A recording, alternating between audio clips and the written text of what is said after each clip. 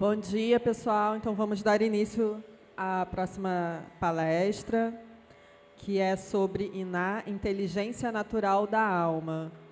Pode soltar o vídeo, por favor? Começa agora a palestra INA, Inteligência Natural da Alma, Som e Saúde. Cláudio Gama, antropólogo, mestre em Sociologia, CEO do Instituto de Pesquisa Mapear, fundador do Medita Mantra, músico e terapeuta de Sound Healing, Cláudio Gama vivencia e estuda meditação através do som e da música indiana desde muito jovem, na década de 1980. Aprofundou seu conhecimento sobre mantras e instrumentos hindus em ashrams na Índia e nos Estados Unidos, foi um dos fundadores do grupo musical de mantras Homem de Bem, tendo gravado disco pelo selo da RCA, onde canta e toca diversos instrumentos indianos. Sua trajetória inclui apresentações no Circo Voador, Morro da Urca, Festival Rezo Rio e Rio Rap Festival.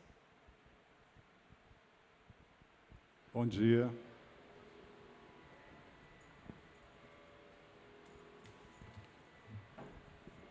A gente pode começar fechando um pouco os olhos, é possível?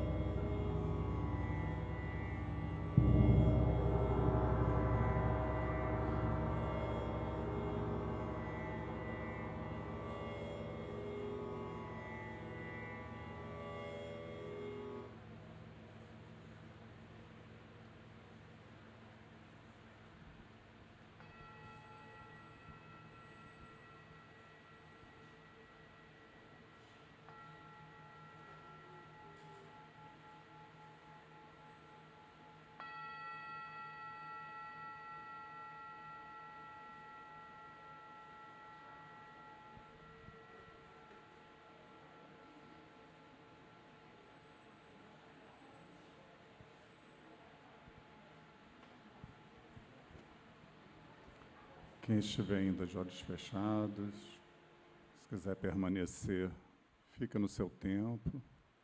Quem quiser ir retornando, abrindo devagar, sem pressa, no seu tempo.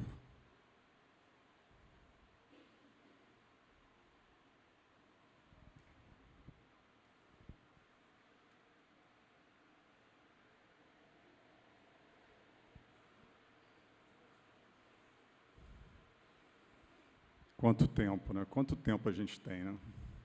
A gente está sempre pensando em tempo, tempo, tempo. Será que a gente consegue parar o tempo?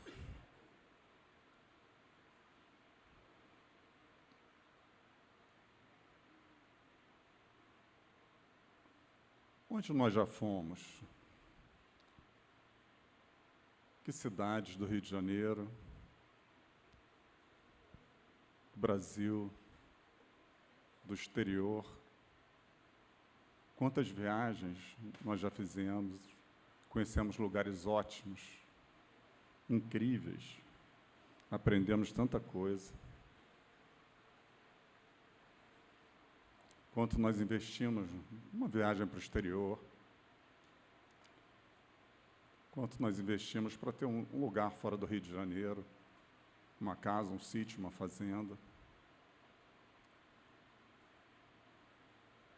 E onde mais nós poderíamos ter ido? Onde nós já fomos?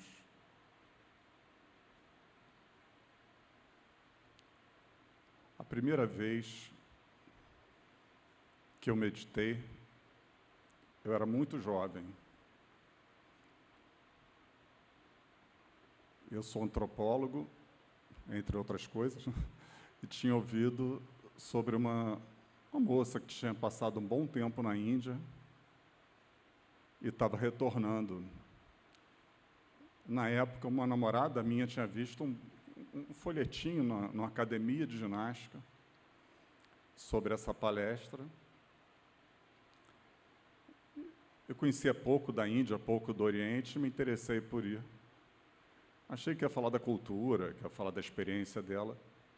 E quando eu cheguei, era uma palestra de meditação.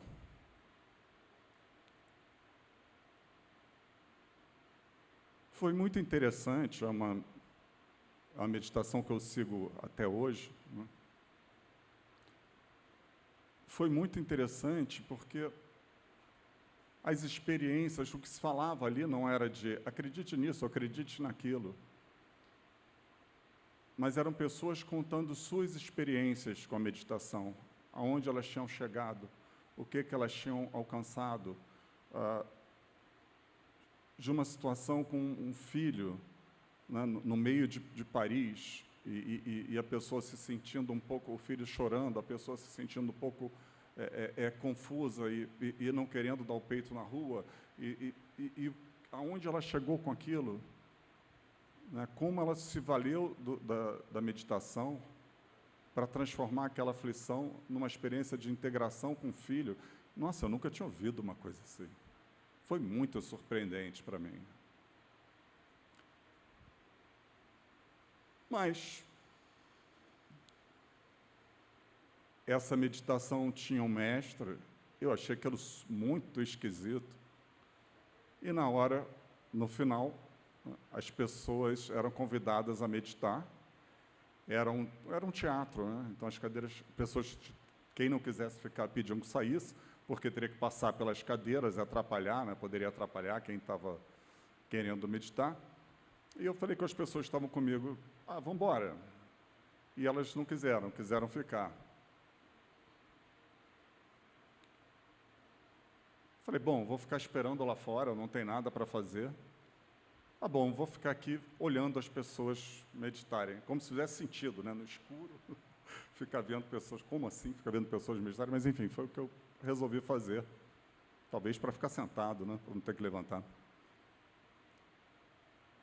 E houve uma instrução de meditação, a orientação era que se usasse um mantra, se repetisse um mantra em sânscrito.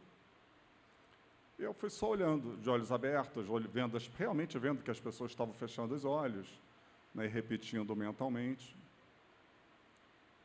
E quando eu me dei conta, de repente, eu me dei conta que eu estava de olhos fechados, eu não tinha decidido fechar os olhos, e que o mantra estava girando na minha cabeça.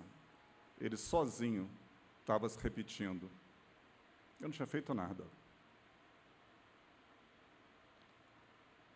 Eu achei aquilo estranho, mas deixei acontecer. No final da meditação, foram chamando de volta, falando que as luzes iam se acender devagar, para não agredir, né, que estava de olhos fechados. E para mim, talvez tenha se passado uns 10 minutos, mas para mim tinha passado uns 10 segundos. As pessoas provavelmente foram abrindo os olhos lentamente, se acostumando com a luz. E de repente, quando começou a palestra, eu abri os olhos. Na minha frente não tinha ninguém sentado, e eu via as costas da cadeira, uma cadeira de teatro comum, teatro tradicional. E quando eu abri os olhos e vi aquele encosto, aquilo foi a coisa mais estranha que eu já vi na minha vida. Ver uma coisa material, voltar a ver a matéria, foi a coisa mais estranha. Eu não conseguia entender o que eu estava olhando. Isso me fez pensar, me fez entender que eu tinha estado em outro lugar. Eu não sabia onde eu tinha estado. Eu tinha estado num lugar muito profundo e muito diferente da matéria, diferente da madeira. Foi muito estranho. Falei, que lugar é esse? Que lugar é esse onde eu nunca estive? Então, aonde nós não fomos, né? Tantos lugares nós conhecemos, tanto investimento nós fizemos, viaja para o exterior, viaja para várias regiões do país, e de repente eu descubro que tem um lugar dentro de mim que eu nunca fui. O que existe dentro da gente? Que lugar é esse? Que universo é esse? Como a gente não consegue chegar num destino tão próximo? Pega um avião, vai para Inglaterra, vai para Austrália, chega na Nova Zelândia depois de 40 horas. E como a gente não conhece os destinos que existem dentro de nós mesmos? Bom, mas o que isso tem a ver com saúde, né?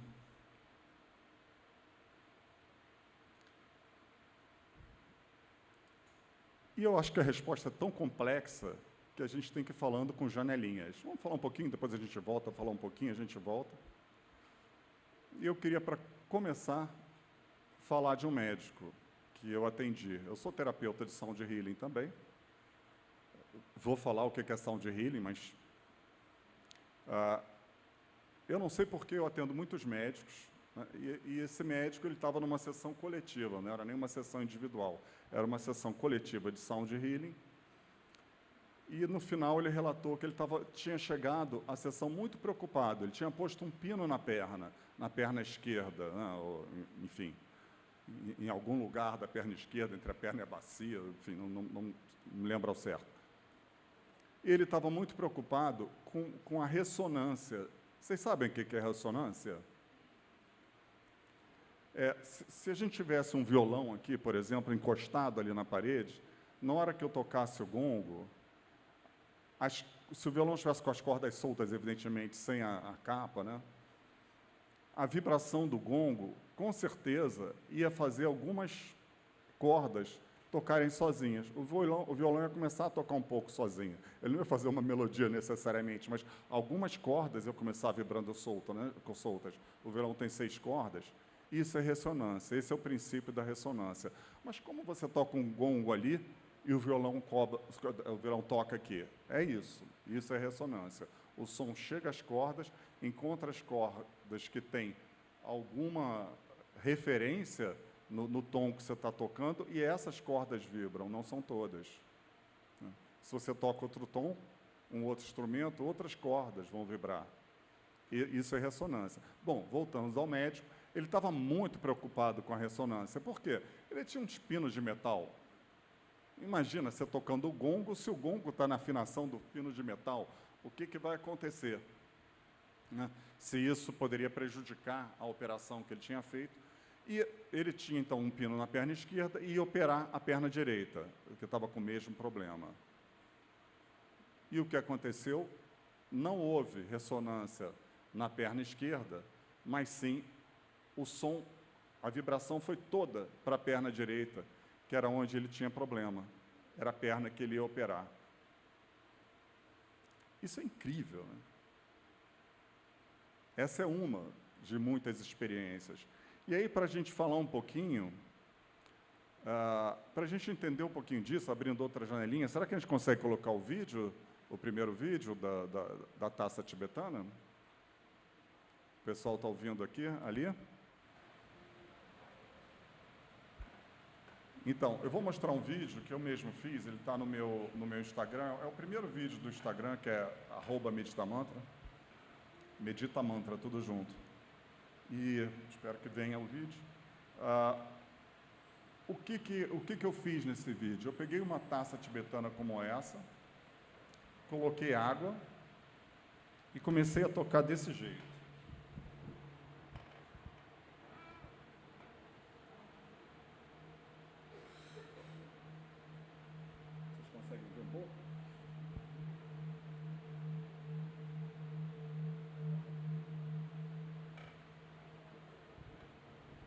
Temos como colocar o vídeo? Não, não temos que colocar um vídeo, é uma pena.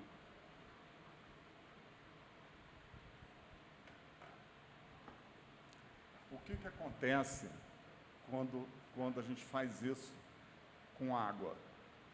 É incrível, realmente é uma pena a gente não poder ver. Sabe aquela coisa de São Tomé? Ver para crer? A água começam a aparecer bolinhas.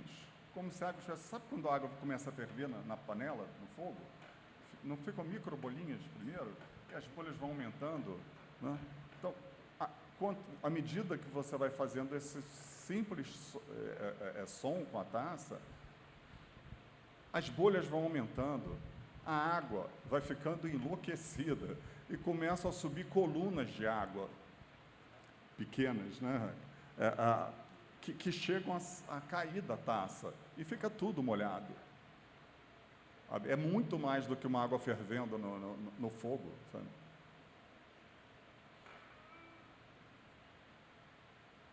Um outro vídeo que eu tinha trazido, que a gente não vai ver aqui, vocês podem procurar, é fácil de achar no YouTube, é de uma ponte que foi feita nos Estados Unidos, se não me engano, na Califórnia. Vocês sabem o que é uma ponte estaiada?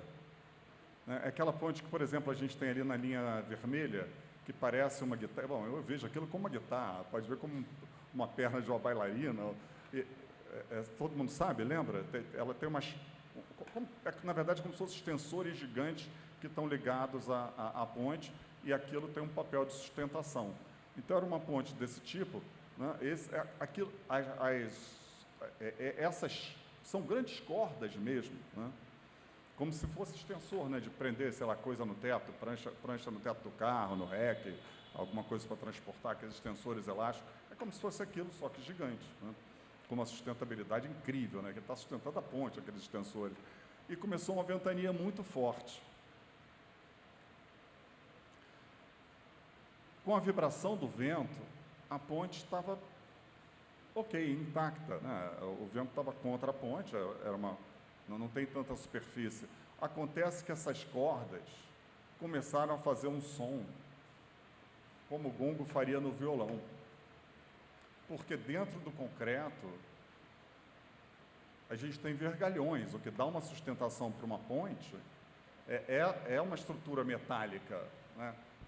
Que é, digamos assim, o concreto é quase que só uma cola, para exagerar um pouco, mas é quase que só uma cola, né? Mas que conecta esses vergalhões, né? que ajuda na sustentação, mas o que está segurando a ponte, né, além dessas cordas, né, mas o que segura principalmente as pontes, são os vergalhões. O som dessas cordas gigantes vibrou dentro do concreto, nesses vergalhões, e, por ressonância, a ponte começa a mexer como uma cobra. A ponte balança, a ponte vira de lado. É impressionante. Então, esse é o princípio da ressonância. Faltou a gente falar de sound healing, né? O que é sound healing? Bom, sound healing é uma técnica milenar de terapia pelo som, em que tradicionalmente se usa principalmente a taça tibetana, né, ou várias taças tibetanas, e um gongo, ou praticamente, ou vários gongos. Esses gongos são feitos com uma tecnologia antiga, uma tecnologia milenar, e é uma alta tecnologia milenar. É completamente diferente de um sino de igreja. É completamente diferente dessas taças que estão na moda, que são brancas, que emitem um som só, assim como os sinos de igreja. A taça tibetana, assim como o gongo, produzem sons que vão em espiral, vão espiralizados, né? ou são helicoidais, e isso tem um efeito muito grande de cura. Então, uma tecnologia bem específica.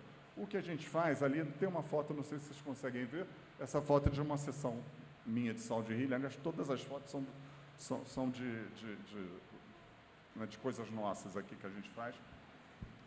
Então, isso é uma sessão de sound healing coletiva. Então, o som é como, assim como a gente afina um instrumento, o som, de um lado, né, isso que acontece, o som produz uma afinação no nosso corpo.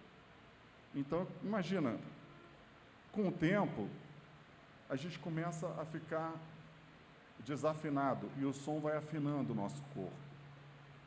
E o princípio do sound healing é esse.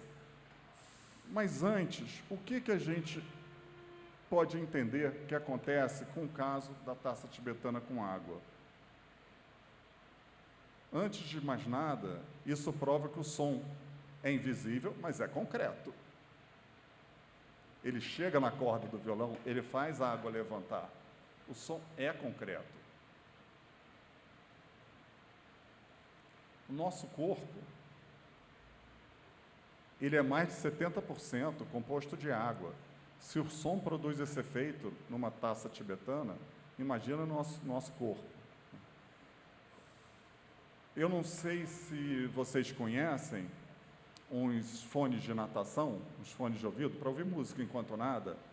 Você recomenda que bote a borrachinha no ouvido, e, em vez do fone no ouvido, ele encosta no osso. E você ouve o som perfeitamente enquanto nada. O som se propaga pelos ossos. Então, o som não tem limite no nosso corpo. Ele mexe na água que existe no nosso corpo, 70% do que a gente retém, do que contemos. Ele chega nos ossos, e ao invés dele parar, ele se propaga. Ele chega às células. Então, por essa razão, o sound healing tem sido muito utilizado nos Estados Unidos como terapia complementar no tratamento oncológico, porque ele age sobre as células. Se uma pessoa tiver pedra nos rins, não é recomendável que a gente apoie uma taça tibetana no corpo da pessoa, porque pode soltar as pedras, né? E isso, se elas tiverem pedras grandes e não forem quebradas, elas podem se quebrar, mas podem não se quebrar. A pessoa tem um problema. Então, tem um efeito muito concreto, é muito forte, é muito relevante. Aqui, nesse evento, no Jardim, a gente está tendo uma sessão de sound healing. Eu não sei quem está fazendo, não sei se está fazendo tradicionalmente, né? E também, no final do dia, cantos de mantras, né? Os mantras, eles também têm um efeito semelhante. Mas só para a gente abrir mais uma janelinha, do que a gente está falando? né? Por que a gente usaria ou daria atenção a essa terapia milenar, essa coisa antiga, né? Bom, eu sou antropólogo, o meu tema, quando eu fiz mestrado há muitas décadas, era justamente um conflito entre médicos e espíritas, né? Que os médicos estavam perseguindo os espíritas que praticavam cura. Foi dessa perseguição, sabe o que a gente ouve de vez em quando? Exercício ilegal de medicina? Foi desse conflito que saiu esse artigo no Código Penal, de exercício ilegal de medicina, em função das práticas espíritas de cura. Como antropólogo, não estou fazendo nenhum tipo de juízo de valor, nem dos médicos, nem da medicina. Aliás, assim, foi muito incrível que, quando eu já trabalhava com esse tema, um dia eu estava em casa pesquisando matéria de jornal, porque isso foi para as primeiras páginas dos jornais, esse conflito. Era uma discussão, né? O Brasil estava em formação. Os espíritas queriam principalmente kardecistas, que espiritismo fosse considerado ciência, os médicos queriam banir, era uma discussão ali que realmente ninguém sabia onde estava. E no meio desse processo eu descobri que meu avô era um desses médicos, tinha sido um desses médicos que perseguiram o espiritismo. Foi, assim, uma coincidência, ou não sei o que, incrível, né? Então também não estou fazendo juízo de valor do meu próprio avô. Mas o que isso mostra, né? A gente está falando que no começo, na primeira metade do século XIX, se alguém puder me ajudar aqui com a garrafa que não está abrindo, na primeira metade do século XIX, ou do século XX, na verdade, né? A medicina ainda estava sendo construído, qual era o objeto da medicina ocidental. Entende isso? Olha como é recente a nossa medicina. Nada contra, eu uso, eu me valido de medicação tradicional de medicina, não estou questionando, né? Mas não se sabia, se considerava nessa época, a tese do meu avô era, na psiquiatria, sobre a cura dos espíritos, sobre a cura espírita, sobre essas outras formas de cura, né? Então, a gente tem uma medicina muito recente. Há um século não se sabia se elas deveriam tratar das curas espíritas. É muito recente. E a gente está falando de uma terapias, né, como Sound Healing, que estão há 7.000 anos em determinadas culturas, né? Isso está no Nepal, isso está na Índia há 7.000 anos. É muito tempo para a gente desprezar. A questão é, isso está em oposição à ciência? Claro que não, né? Hoje em dia, a gente vê as PICs, né, que são as práticas integrativas complementares, que, de novo, acontece aqui no Jardim, muitas delas. A meditação é considerada uma prática integrativa pelo SUS, né? Eu tenho amigos que fazem um trabalho voluntário na Rocinha, levando meditação. O Ayurveda também, e lá a gente tem a musicoterapia, e dentro da musicoterapia, a terapia do som. Na verdade, está invertido, né? Deveria ter a terapia do som, e dentro da terapia do som, a musicoterapia, né? Mas isso mostra para a gente que tem outras formas de conhecimento, que a gente não conhece, né?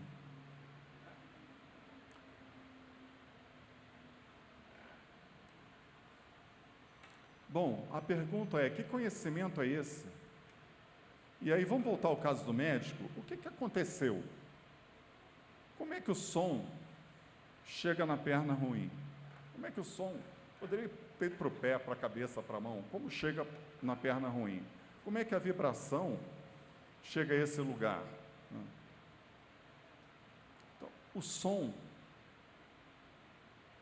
tem o seu papel, mas o som é uma chave. O som é a chave de uma inteligência interna nossa. E esse é o ponto que eu queria trazer para vocês. Eu fui para a Índia e eu estava com um problema de ciática bastante sério, eu estava mancando. Tinha feito vários tratamentos, tinha buscado várias terapias, não tinha conseguido resolver. Cheguei lá numa comunidade, no Ashram, né, numa comunidade de meditação, onde eu me hospedei a maior parte do tempo, e fiz uma sessão de acupuntura. A terapeuta falou que não sabia cuidar de mim, porque ela espetava no lugar das costas, mexia uma musculatura em outro lugar.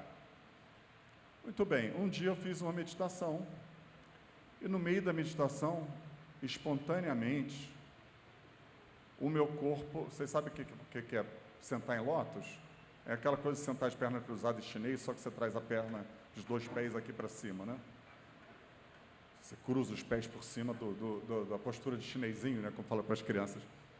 De repente, o meu corpo assumiu essa postura, sem eu tomar essa decisão, e sentado, com a coxa encostada no chão, as minhas costas foram para trás, eu deitei. E fiquei nessa postura. Eu nunca tinha visto isso, eu nunca, sei lá, não sabia nem que era uma postura. Essa coisa foi acontecendo. E eu fui deixando. No final da meditação, eu me levantei e eu estava me sentindo já melhor, e no dia seguinte eu estava muito melhor. No dia seguinte, teve uma palestra, tinha uma mestra nessa comunidade, né, nesse lugar de yoga, e ela fez uma palestra. E de que ela falou? Do nada. Olha, tem uma postura que é excelente para quem tem problema nas costas, que ela faz todo o ar antigo, na visão, uma das visões é que o ar, a gente tem dor nas costas porque fica uma retenção de gás carbônico, numa falta de renovação, né, de oxigênio, e então é uma postura excelente. Qual era? Exatamente a que eu tinha feito no dia anterior. Eu nunca tinha ouvido falar disso. Da onde isso vem? Da onde vieram as posturas de yoga?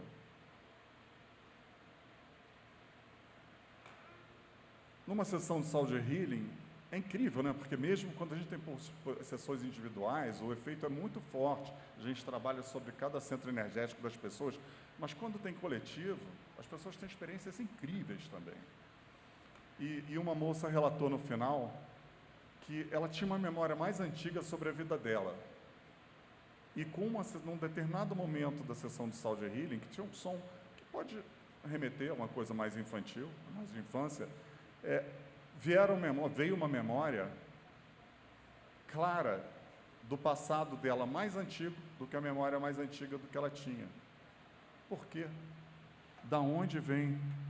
Por que na sessão de Sound Healing isso aconteceu?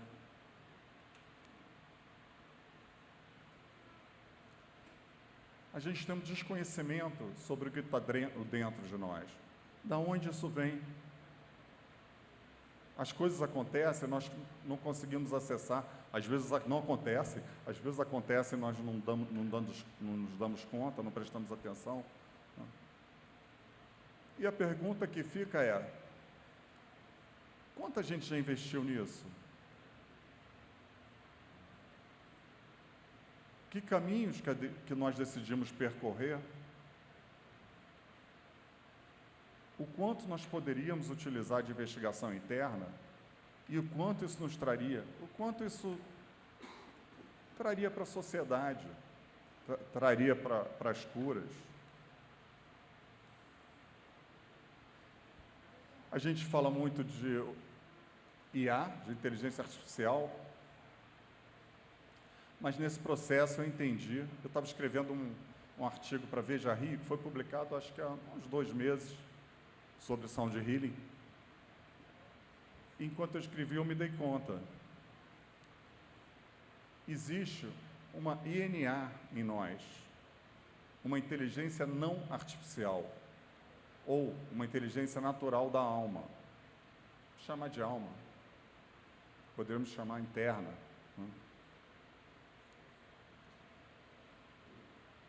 Escrituras indianas falam de um tempo em que o homem tinha memória total.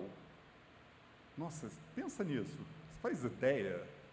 Pensa que tudo que você já ouviu, tudo que você estudou, tudo que você vivenciou, você pudesse acessar. Se tivesse uma memória total disso. Uma memória total de tudo que você viveu, dos traumas, das coisas boas. Eu estava conversando com com uma pessoa aqui da Firjan sobre isso, ela falou, nossa, mas quantos traumas eu estaria lembrando? A questão é que se você tem esse acesso, você está em outro lugar.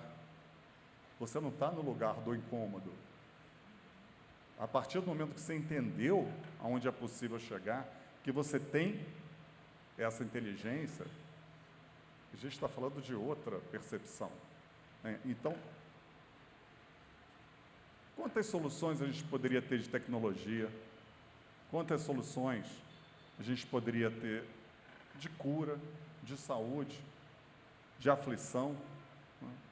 Tudo certo que a gente invista em computadores, internet, inteligência artificial, mas por que em detrimento? Por que nós nunca pesquisamos essa coisa que está junto da gente, que a gente está carregando, somos nós? Se a gente tivesse uma sociedade inteira investindo nisso, se a gente tivesse pesquisas, aonde a gente poderia estar? O que a gente poderia conhecer? Bom, aí o ponto vem. Como é que a gente acessa essa inteligência? E aí a nossa conversa pode virar uma conversa de religiosidade, dogmas, né? E não é esse o ponto. Claro que o Sound Healing é uma chave evidente para se chegar nessa inteligência. É claro que a meditação é uma chave evidente. Mas você pode encontrar, todos nós já acessamos essa inteligência em algum momento. Todos nós já acessamos, às vezes, no momento de emoção. É uma conexão interna. É possível acessar sozinho, como é possível aprender a nadar sozinho. Mas é mais fácil quando você tem alguém que te traz a experiência ou quando você tem uma terapia, uma técnica, ou seja, o que for, que te leva a isso. Mas essa inteligência está lá. E por incrível que pareça, nós não acessamos. Bom, existem muitas escrituras na Índia e uma delas se chama Bhagavad Gita.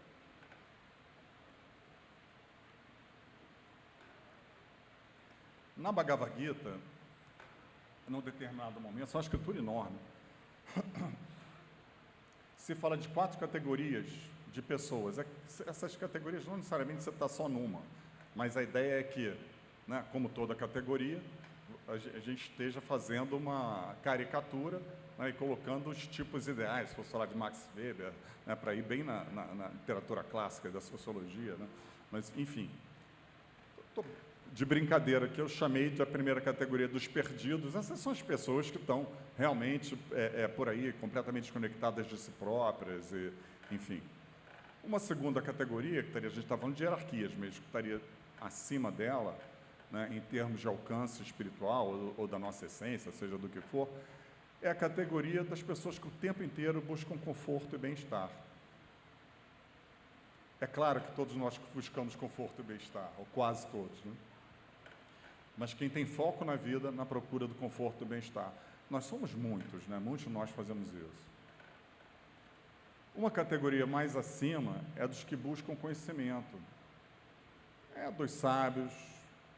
Eu não vou falar ocidentais para não criar polêmica, mas na Índia pode ser de um grande conhecedor de escritura, de um brahmane, de alguém que estuda muito, né, as escrituras, mas ele coloca, em termos de conhecimento, acima dos que têm esse conhecimento, os que experimentam o conhecimento. Então, existe um lugar para além do pensamento racional. A gente está falando de uma escritura que já existe há muito mais de 5.000 anos, e dizem que há 5.000 anos ela foi para o papel, ela estava na tradição oral. Colocaram no papel há 5.000 anos.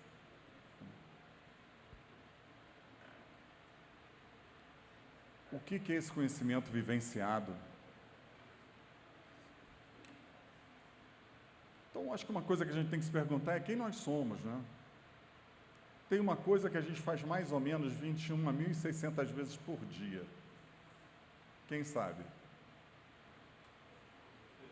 Isso. 21.600 vezes por dia, em média, nós respiramos. Existem sábios na Índia, antigos e atuais,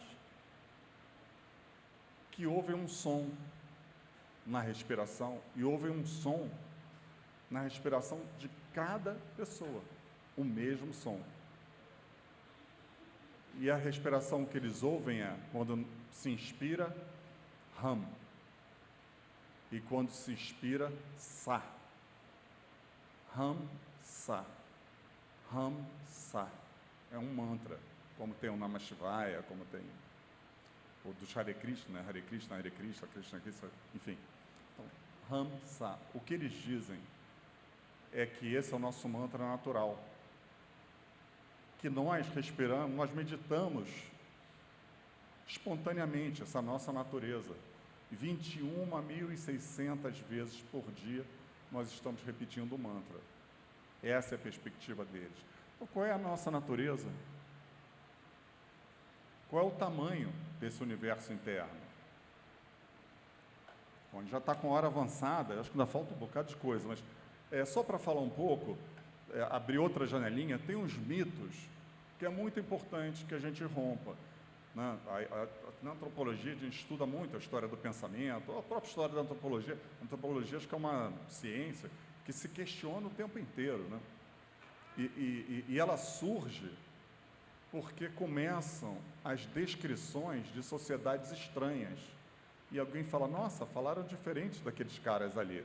Né? Lembra, os jesuítas, quando chegaram aqui, a gente aprendeu isso na escola, né? Que não sei qual jesuíta, aliás, estudei aqui no Santo Inácio, não sei qual jesuíta que chegou aqui, não lembro se foi o próprio Inácio Loyola, e falou, esses índios são o quê? São seres sem alma, enfim, alguma coisa assim. Né? Enquanto outras pessoas, alguns outros padres, os primeiros considerados antropólogos, são padres que começaram simplesmente a descrever a sociedade e descrever rituais sem julgamento de valor. Né? Só um parênteses que a gente teve, não sei se quer que a pessoa fale a palestra anterior, de formas de plantio e tal, os portugueses chegaram aqui e não conseguiram reconhecer uma forma de plantio que agora está super na moda, né? Que é a agrofloresta. Os índios plantavam em agrofloresta. Olha quanto tempo levou para isso estar na Embrapa, para isso estar na Emater, para isso ser valorizado. Quanto tempo levou? Então, um dos males da sociedade é se acreditar que a gente evolui, se acreditar que o homem vem evoluindo. Isso gerou o nazismo. Nessa evolução, o ariano estava lá na ponta. Olha, isso era linear. E embaixo, quem estava? O preto. Porque, visualmente, achavam que eles pareciam com a maioria dos macacos por ser preto. Então, o preto deixava de ser preto, quando evoluía, virava amarelo, virava branco e virava o português, virava o europeu, virava o ariano. Esse foi o princípio do nazismo. Até hoje, a gente cai nisso. Na economia, a gente cai nisso. A economia está calcada nisso. Nós somos um país o quê? Um país em quê? Subdesenvolvido, em desenvolvimento. A gente não deixou de pensar em outros caminhos para a economia, porque acha que é um caminho único, evolutivo. A gente quer chegar onde está os Estados Unidos, onde estão os países que a gente considera mais desenvolvidos. Isso está na ciência, isso está em toda parte. E isso também está na espiritualidade. Na espiritualidade a gente diz, fulano é evoluído, né? Eu quero evoluir espiritualmente. Gente, não é assim.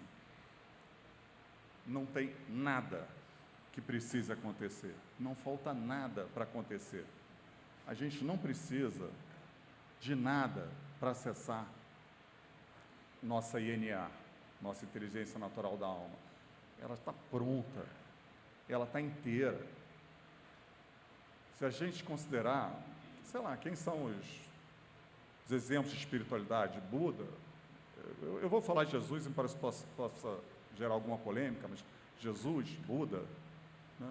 O estado que eles alcançaram É o nosso estado natural.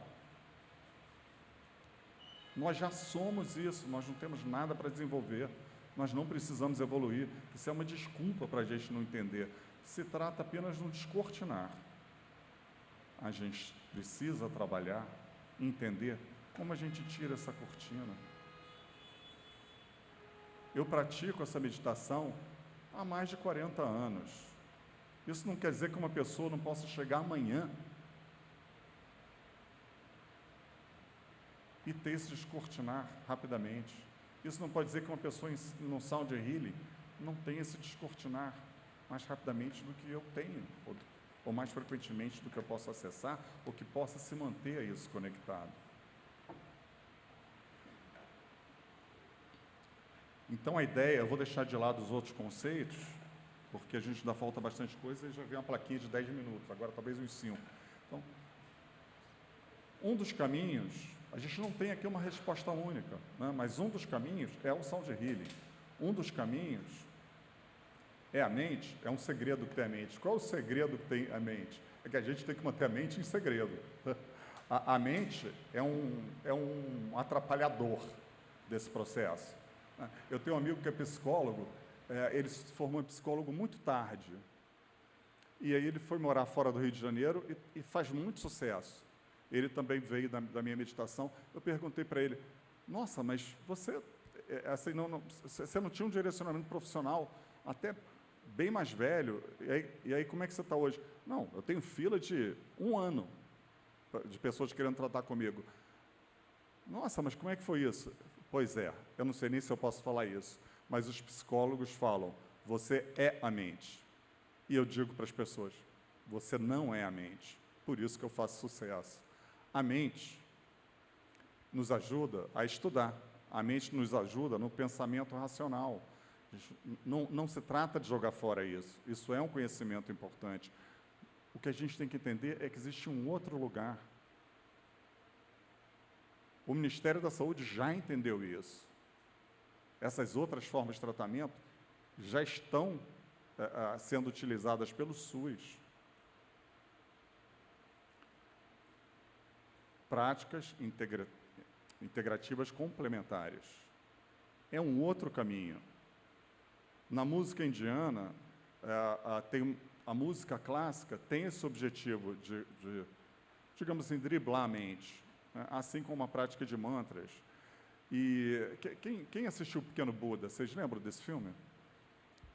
É um filme bem bonito, vale a pena ver, você acha no YouTube, e o monge tibetano, o lama, né, tá no avião com um menininho, e aí o menininho pergunta o que é meditar. E aí o lama fala, está vendo essas nuvens?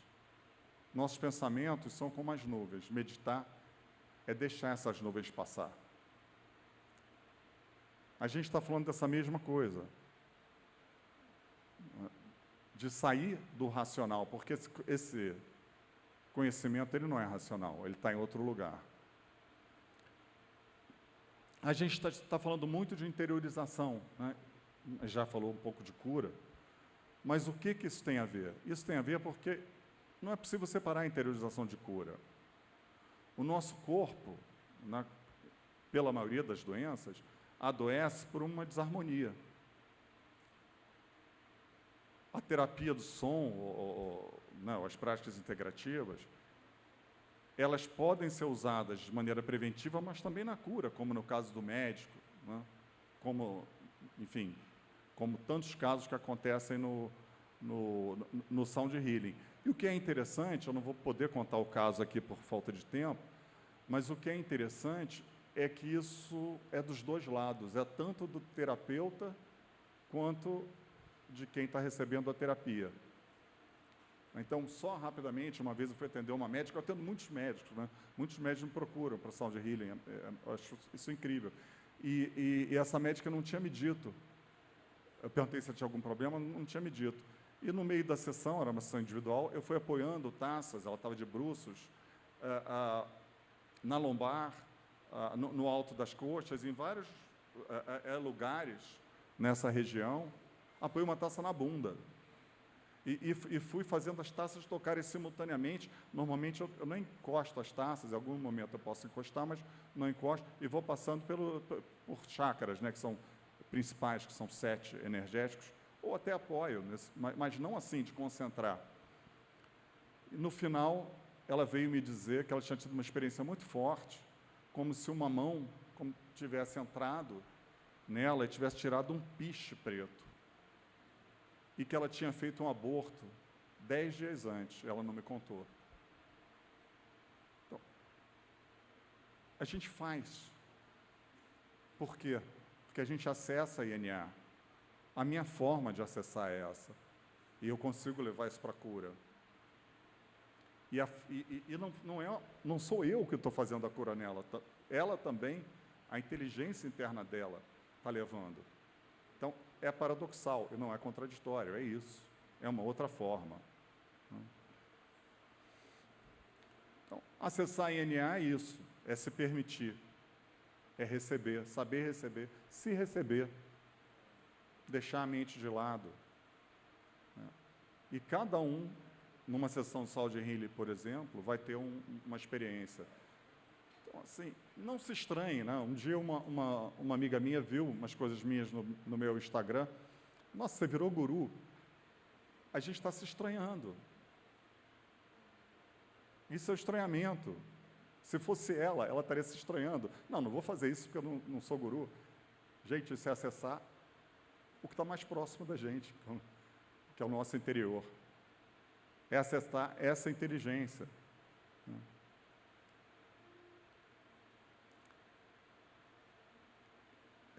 Então, assim, eu estou correndo aqui por causa da hora, mas acessar a INA é nada mais do que a gente se conectar a um estado original nosso.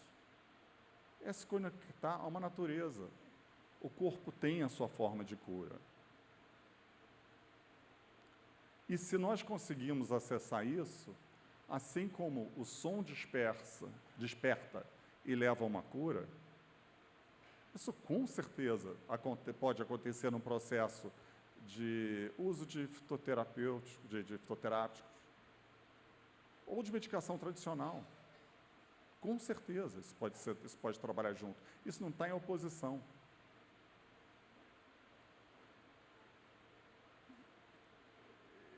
Existe um aforismo na Índia que é bem profundo e bonito, no meu entender, que ele diz, isso é perfeito, aquilo é perfeito, tudo é perfeito. Se do perfeito extrairmos o perfeito, tudo que permanece é um perfeito. Nós somos perfeitos. Nós temos a perfeição. Nós somos Budas. Nós temos a mesma vibração de Jesus. Indo para o lado mais espiritual. Mas isso não é. Mas isso é religioso? Não, isso não é religioso, isso é a nossa natureza. Isso não pode ser separado. Como eu disse no começo, quando eu comecei nessa meditação, tinha um mestre. Eu fiz anos sem me conectar com os mestres. Isso não me atrapalhou em nada. Isso não faz a menor diferença. O ponto é a sua conexão interna, é acessar a sua inteligência não artificial. O ponto é que nós estamos num mundo em que parece que a gente está sem tempo. E nós somos os donos do tempo. Nós somos os donos de nós mesmos, do nosso tempo. Nós somos os donos de uma inteligência que dá conta de curar, junto com outras formas de cura. E nós não investimos nisso.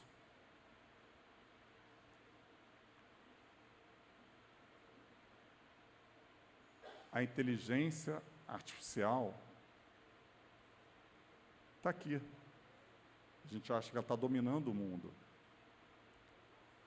Não é hora da gente olhar para essa inteligência natural, para essa inteligência interna, não artificial, essa inteligência natural da alma. Obrigado, gente.